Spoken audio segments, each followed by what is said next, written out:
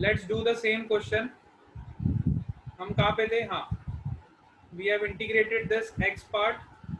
x की limit हमने कहाँ से कहाँ तक रखी? From x1 to x2, which is equal to integration of 3t square dt plus 2. This is the value of v into dt from t1 to t2, that is from 1 second to 3 second. अब हमने क्या किया? पहले upper limit put करी. तो upper limit put करेंगे तो हमें क्या मिलेगा? x2. फिर हम क्या पुट करेंगे? Lower limit. Then we will get x1, x2 minus x1,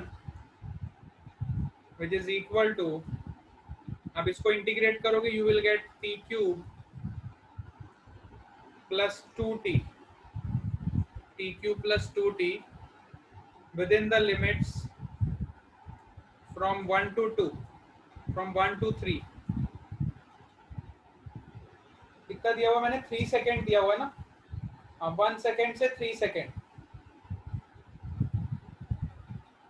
ठीक है. सो अब आप क्या करोगे इसको सॉल्व करने के लिए? सबसे पहले अपर लिमिट पुट करोगे इस इक्वेशन में. सो जब हम अपर लिमिट पुट करेंगे तो ये क्या हो जाएगा? देखो, when you put the upper limit what will you get? हाँ, अपर लिमिट पुट करो तो ये हो जाएगा 3 3 जा 9, which is 3 cube plus 2 into 3. This will be your upper limit. इसमें से माइनस करेंगे लोअर लिमिट. सो लोअर लिमिट आप क्या पुट करोगे? 1. So you will gate 1 cube plus 2 into 1. Now you solve this. अब इसको सॉल्व करो. 27 plus 6 minus 1 plus 2 will be 3. अब ये जो भी आपका आंसर आ जाए यहां से, you will get 30 meters. 30 meters is the correct answer. So 30 meters is the value of x2 minus x1. You can also write this as delta x. This is your displacement. Delta x your displacement, which is 30 meters. ठीक है, सबको समझ आया?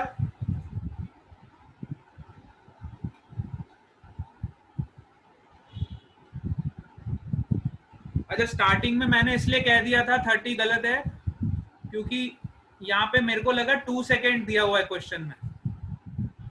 हाँ, I have assumed here 2 seconds. यहाँ पे question में आपको 3 सेकेंड दिया हुआ है. ठीक है, 3 सेकेंड के हिसाब से 30 metre is the right answer. Okay, 30 metre is the right answer. हाँ, इसलिए हमने सॉल्व कर लिया इसको. चलो अब एक और क्वेश्चन करते हैं. Let us do one more. अब एक क्वेश्चन मैं आपको दे रहा हूं, आप लोग सॉल्व करके मुझे डायरेक्ट आंसर बताओगे. ठीक है, are you ready for that? Very good.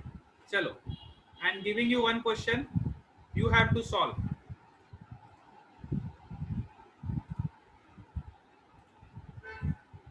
A body moves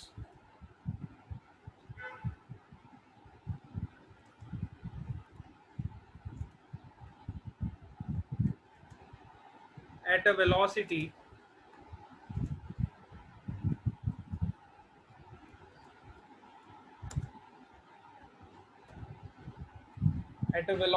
of 2t plus 4 meter per second. Find the average velocity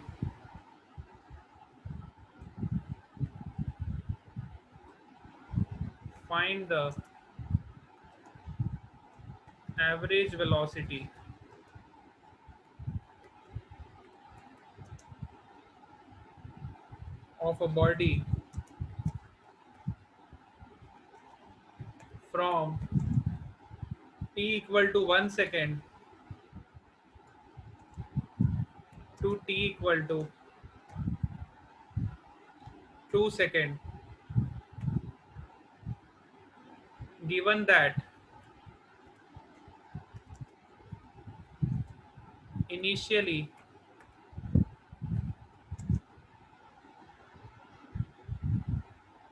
the body starts from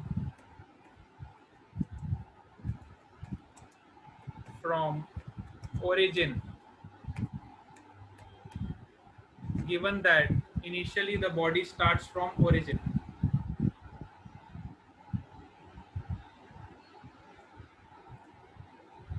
Let's say this is your question. A body moves at a velocity of 2t plus 4 meter per second. Then find the average velocity of a body from t equal to 1 second to t equal to 2 second, given that initially the body starts from origin.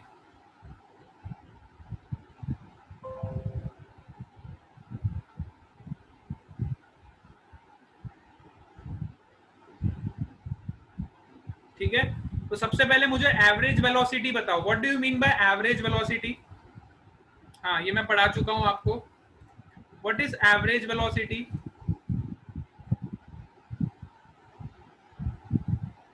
What do you mean by average velocity? कौन बताएगा? हाँ, total displacement upon total displacement upon time. Very good. Total displacement upon total time. बहुत सारों ने तो answer भी निकाल दी. उत्सव का आंसर है 7 मीटर्स. मैंने एवरेज वेलोसिटी पूछा है. एवरेज वेलोसिटी निकालो. हाँ, 7 मीटर पर सेकेंड. करेक्ट. हर्ष पटेल का सही आंसर है.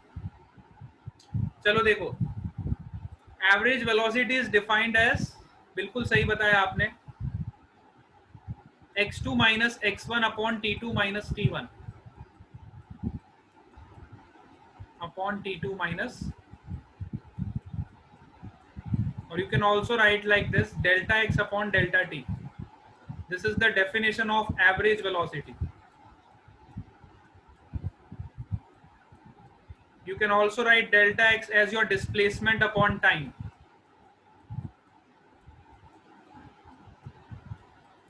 Displacement upon time. This is your average velocity. अच्छा, एवरेज निकालने के लिए अब हमें क्या करना पड़ेगा बताओ? ये तो हमें इंस्टेंटेनियस वेलोसिटी दी हुई है ना यहाँ पे. This is your instantaneous velocity. ये वाली जो वेलोसिटी आपको दी है v equal to 2t plus 4, this velocity is your instantaneous velocity. ये हर इंस्टेंट पे अलग अलग होगी. t इक्वल टू 1 सेकेंड पे अलग होगी, t इक्वल टू 2 सेकेंड पे अलग होगी, t इक्वल टू 3 सेकेंड पे अलग होगी, t इक्वल टू 4 सेकेंड पे अलग होगी. This is your instantaneous velocity. तो एवरेज निकालने के लिए हमें डिस्प्लेसमेंट निकालना पड़ेगा, और डिस्प्लेसमेंट निकालने के लिए हम क्या करेंगे? अगेन डिस्प्लेसमेंट निकालने के लिए व्हाट विल वी डू? अगर मुझे वेलोसिटी पता है और मुझे डिस्प्लेसमेंट निकालना है, हाँ, हम इंटीग्रेट करेंगे. वेरी गुड, इंटीग्रेट करेंगे. ऐसे स्टेप बाय स्टेप सोचो बेटा. अभी मैं स्लो इसलिए आपको करवा रहा हूं क्योंकि हमें स्टेप बाय स्टेप सोचना है. स्टेप बाय स्टेप जब आप सोचोगे तो आप इजीली कोई भी प्रॉब्लम को टैकल कर लोगे.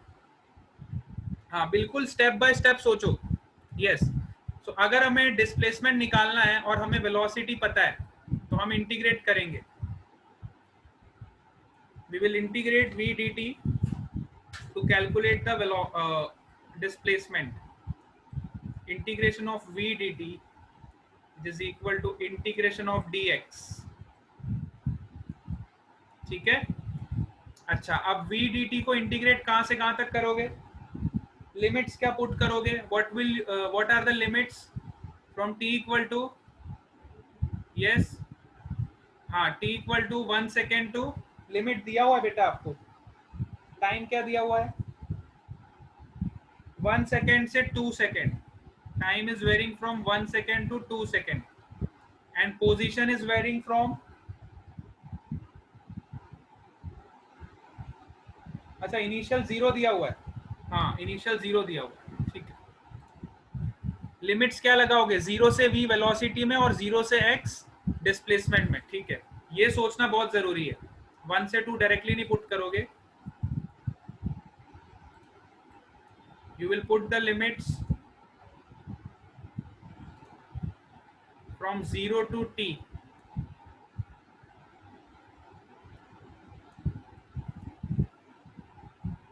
ठीक है, and you have to put the displacement from 0 to x.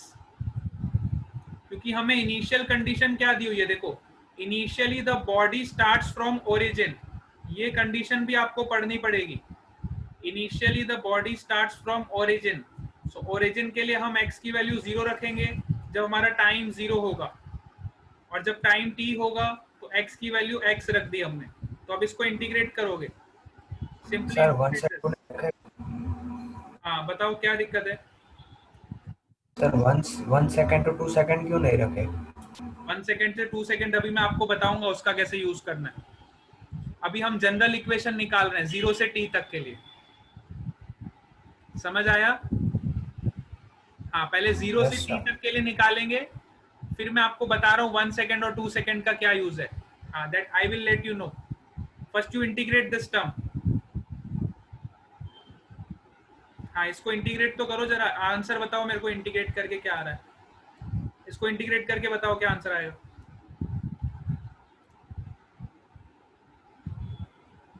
Sir T square plus 4t.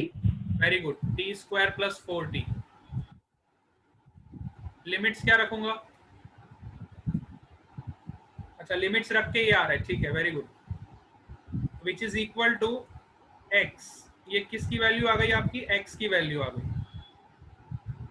T square plus 4t is your x. अब आपको निकालना है x2. x2 निकालने के लिए आप क्या करोगे? टाइम की वैल्यू 2 सेकेंड पुट करोगे. समझ आया? To calculate x2 you will put time equal to 2. इसलिए अब मैं 2 और 1 सेकेंड का आपको यूज बता रहा हूं कैसे करना है. To calculate the value of x2 you will put here time is equal to 2 seconds. So you will get 2 square plus 4 into 2. This will be your x2. To calculate x1 you will put time equal to 1 second. So you will get 1 square plus 4 into 1. तो ये value कितनी आ जाएगी? 4 plus 1 is 5 and this is 8 plus 4 is 12. Now you will find x2 minus x1. So you will get displacement. Displacement will be x2 minus x1, which is 12 minus 5 upon time is what? 1 second. Time is what? 2 minus 1. 1 से 2 second तक का हमें निकालना है ना. तो time क्या रखोगे? 2 minus 1, t2 minus t1, x2 minus x1 upon t2 minus t1. Then you will get answer as 7 meter per second. This is your average velocity. This is your average velocity. समझ आया? इस तरह से हम average velocity का calculation करेंगे. जब भी हमें क्वेश्चन दिया हो, सबसे पहले क्वेश्चन को बहुत केयरफुली रीड करो. उसमें से इनिशियल कंडीशन देखो. इनिशियल कंडीशन क्या दी हुई है? बॉडी ओरिजिन से स्टार्ट हो रही है तो इनिशियल x की वैल्यू 0 पुट करोगे. समझ आई? और टाइम की वैल्यू 0. इनिशियली टाइम की value 0 when x equal to 0. फिर हमने मान लिया, सपोज करो t टाइम पे हमें x की वैल्यू निकालनी है, तो हमने t टाइम पे x की वैल्यू ये फाइंड कर ली. अब हमें x2 निकालना था, तो पोजीशन एट 2 सेकेंड, तो टाइम की वैल्यू यहाँ पे 2 सेकेंड पुट करोगे तो आपको पोजीशन एट 2 सेकेंड मिल जाएगी. मतलब 2 सेकेंड पे उसकी पोजीशन क्या थी? 12 मीटर्स. और 1 सेकेंड पे उसकी पोजीशन क्या थी? 5 metres. Then what is the displacement? Displacement is the change in position. The change in position with respect to change in time. ठीक है? So this you will get the average velocity. सबको समझ आया? Yes sir. It is very important.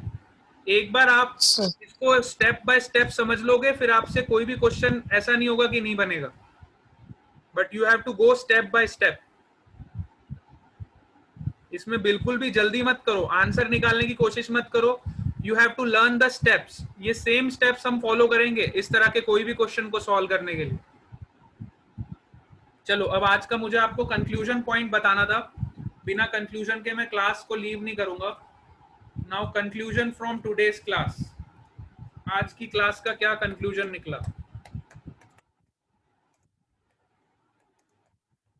आज हमने क्या सीखा? ठीक है, फर्स्टली हमने क्या सीखा? अगर मुझे डिस्प्लेसमेंट पता है और मुझे वेलोसिटी निकालनी है, then I will differentiate the term.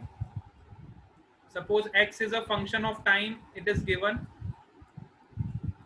and you have to find the velocity. Then you will differentiate to calculate the velocity. Suppose करो आपको acceleration निकालने को बोलता, acceleration निकालने के लिए again you have to differentiate. Acceleration निकालने के लिए again आपको differentiate किसको करना पड़ता? Velocity को. So velocity को differentiate करते तो आपको acceleration मिल जाता. अब इसका उल्टा चलते हैं. सपोज करो मुझे एक्सेलरेशन गिवन है.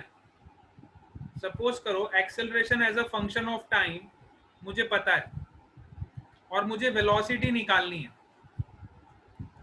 Acceleration as a function of time, I know that, and I need to calculate the velocity. Then I will integrate the acceleration. Acceleration को जब मैं इंटीग्रेट करूंगा तो मुझे क्या मिल जाएगी? वेलोसिटी मिल जाएगी. और वेलोसिटी को जब मैं इंटीग्रेट करूंगा, जो कि अभी अभी हमने किया था, integration of v dt, then I will get the displacement. ठीक है, और यहां से आपको ये भी प्रूफ हो गया कि integration is the reverse process of differentiation. I am telling you again and again, integration is the reverse process of differentiation. ये पॉइंट सबको क्लियर होना चाहिए. सबको समझ आया? Very good. x को डिफरेंशिएट करूंगा तो मुझे वेलोसिटी मिलेगी. dx अपॉन dt जब मैं लिखता हूं तो वेलोसिटी मिल जाता है. dv अपॉन dt जब मैं लिखता हूं तो मुझे एक्सेलरेशन मिल जाता है. एक्सेलरेशन को इंटीग्रेट करूंगा with respect to time, then I will again get velocity. है ना? ये चेन आपको समझ आनी चाहिए कि मुझे कब इंटीग्रेशन करना है और कब डिफरेंशिएशन करना है, क्योंकि डिफरेंशिएशन के रूल्स अलग है, इंटीग्रेशन के रूल्स अलग है. तो आपको सबसे पहले क्वेश्चन को पढ़ के ये पहचानना पड़ेगा कि आपको इंटीग्रेशन करना है कि डिफरेंशिएशन करना है. ये पार्ट बहुत इंपॉर्टेंट है. किसी भी क्वेश्चन को सॉल्व करने के लिए सबसे पहले हमें ये सोचना चाहिए कि हमें कौन सा मैथमेटिकल टूल यूज करना है, whether we are going to use differentiation or we are going to use integration. This is very important. चलो, इतना सबको समझ आ गया? Very good. आज की क्लास हम यहीं पे ओवर करते हैं. आज का जो होमवर्क आपका रहेगा, आज का homework numerical point of view से रहेगा. ठीक है, आज का होमवर्क सारा आपका जो रेक्टिलिनियर मोशन पे हम फिर से स्विच ऑन कर रहे हैं. अब हमारा मैथमेटिकल टूल वाला पार्ट ओवर हो गया. Now we are again switching to rectilinear motion. तो अब कल की क्लास से पूरा रेक्टिलिनियर मोशन ही चलने वाला है. ठीक है, डिफरेंशिएशन और इंटीग्रेशन वाला पार्ट हमारा ओवर हो चुका है. यस, कल से वापस हमारा रेक्टिलिनियर मोशन ही चलेगा. Bye bye to all of you. We will meet again in the next class.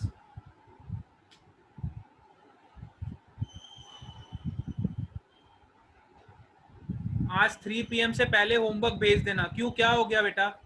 What happened? 3 PM से पहले क्यों भेजना? इसका कोई कारण है क्या? सर वो फ्री टाइम तभी मिलता है इसीलिए. अच्छा, फ्री टाइम अभी रहता है. चलो, मैं पूरी कोशिश करूंगा 3 PM से पहले पहले होमवर्क भेज दूं. ठीक है, thank you Okay, sir. I will try my best. Bye bye to all of you.